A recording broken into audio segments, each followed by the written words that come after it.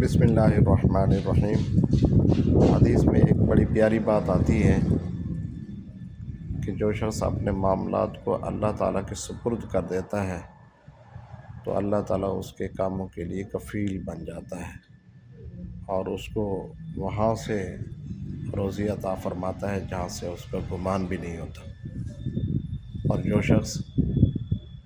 अपने मामलात दुनिया के या दुनिया वालों के सुपुर्द कर देता है तो अल्लाह ताला उसको भी दुनिया वालों के हवाले कर देता है, दुनिया के हवाले कर देता है। तो आज हमारा जो तर्ज़ अमल है वो कैसा है? हम अगर नमाज़ पढ़ने जाते हैं या कहीं पे काम करने के लिए जाते हैं या ऑफ़िस में जाते हैं तो अपने से ज़्यादा हैसियत वाले को देखते हैं तो दिल में ये ख़्याल आता है कि शायद ये शख्स मेरी ज़रूरत को पूरा कर देगा। मैं इसके सामने तज़किरा करूँ, ज़िक्र करूँ कि ये मेरी ज़रूरत है तो ये ज़रूरत मेरी इससे पूरी हो जाएगी या ये मेरी ज़रूरत को पूरा कर देगा। और इंसान बस औक़ात ज़िक्र भी कर देता है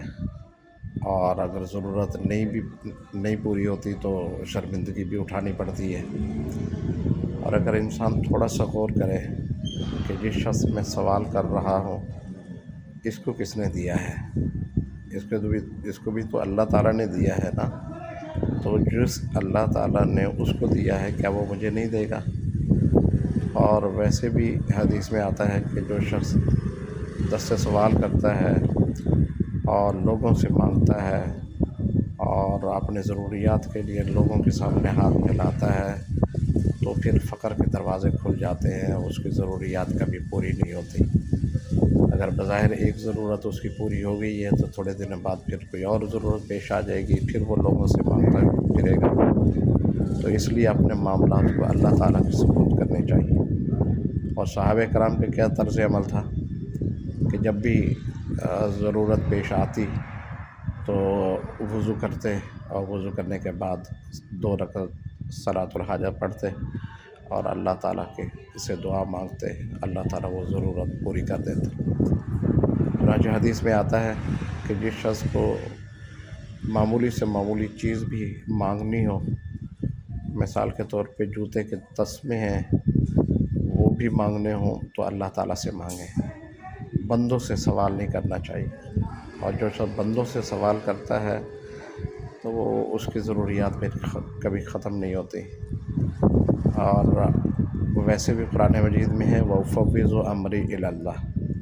कि मैं अपना मामला अल्लाह के सपुर्द करता हूँ। तो हमारा तर्ज़ अमल यही होना चाहिए कि चाहे हमारे घर में कोई तकलीफ़ है, बीमारी है, कोई ज़रूरत है कि या शादी ब्याह की किसी चीज़ की ज़रूरत है, बच्ची की शादी है, बच्चे की शादी है या कोई और ज़रूरत पेश आ गई है तो मेरी ज़रूरत को कौन पूरा करेगा? मैं अपना मामला अल्लाह ताला के सुपुर्द कर दूँ। तो अल्लाह ताला के सुपुर्द करूँगा तो अल्लाह ताला मुझे वहाँ से रोज़ी अता फ़रमाएगा जहाँ से मुझे गुमान भी नहीं होगा। और वैसे भी जब हम एक दूसरे से किसी से सुनते हैं तो इंसान कहता है यार मुझे तो यहाँ से गुमान भी नहीं था, मुझे तो ख़्याल ही नहीं गया कि मेरी ज़रूरत यहाँ से पूरी होगी, लेकिन अल्लाह ताला ने करा दी। तो अल्लाह ताला कभी दिखा भी देता है इंसान को। तो इसलिए हमें अपनी ज़रूरियात को, चाहे दुनियावी ज़रूरियात हों, उखरवी ज़रूरियात हों, बच्चों के लिए ज़रूरियात हों या इसके अलावा कोई और किसी किस्म की कोई ज़रूरत हो या जॉब की ज़रूरत है, नौकरी की ज़रूरत है, मदद की ज़रूरत है, किसी भी चीज़ की ज़रूरत है तो ज़रूरत उसके सामने रखनी चाहिए जो ज़रूरत को पूरी करने पर पूरी तरह कुदरत भी रखता हो और वो सिर्फ़ और सिर्फ अल्लाह ताला की ज़ात है। लिहाजा अल्लाह ताला से जितना भी मांगा जाए बल्कि वो मांगने पे खुश होता है। अगर मैं किसी से मांगूं या आप किसी से मांगें, मुमकिन है कि वो आपकी ज़रूरत को पूरा कर दे, फिर कोई और ज़रूरत पेश आएगी, फिर अगर दोबारा उससे मांगने जाएंगे तो मुमकिन है कि वो उस वक़्त भी ज़रूरत पूरी कर दे, फिर कुछ दिनों बाद फिर ज़रूरत पेश आ गई कोई और, तो फिर अगर उससे मांगेंगे تو وہ بھی بول پڑے گا کہ اس کی ضروریات تو کبھی پوری ہی نہیں ہوتی۔ تو اس لیے ہمیں اپنی ضروریات کو، چاہے چھوٹی ہوں چاہے بڑی ہوں، چاہے جس چیز کی بھی ضرورت ہو،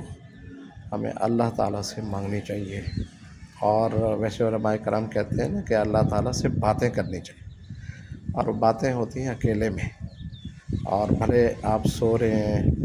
یا آپ تہجد کی نماز پڑھ رہے ہیں یا نفل نماز پڑھ رہے ہیں، تو اس میں اور اس کے بعد پھر اللہ تعالیٰ سے دعا مانگیں، اور دعا میں اللہ تعالیٰ سے باتیں کریں کہ یا اللہ میری بچی کی شادی ہے اور میری یہ ضروریات ہیں، یا میرے بیٹے کی شادی ہے، بچے کی شادی ہے، میری یہ ضروریات ہیں، یا اس کے علاوہ کوئی تکلیف چل رہی ہے یا بیماری چل رہی ہے، کوئی آپ کے گھر میں کوئی بچی یا بچہ بیمار ہے، یا آپ کے کوئی رشتہ داروں میں کوئی بیمار ہے، تو اللہ تعالیٰ کے سامنے وہ ذکر کریں، اللہ تعالیٰ سے مانگیں۔ انشاءاللہ جب اللہ سے مانگنے کی عادت پڑ گئی تو پھر انسان دوسروں سے نہیں مانگے گا، دوسروں سے ہاتھ نہیں پھیلائے گا۔ اور اگر اللہ تعالیٰ سے ہم نے نہ مانگا اور لوگوں سے مانگتے رہے تو پھر لوگوں کے سامنے پھر شرمندگی بھی اٹھانی پڑے گی، اور اپنی عزت نفس کا سودا بھی کرنا پڑے گا،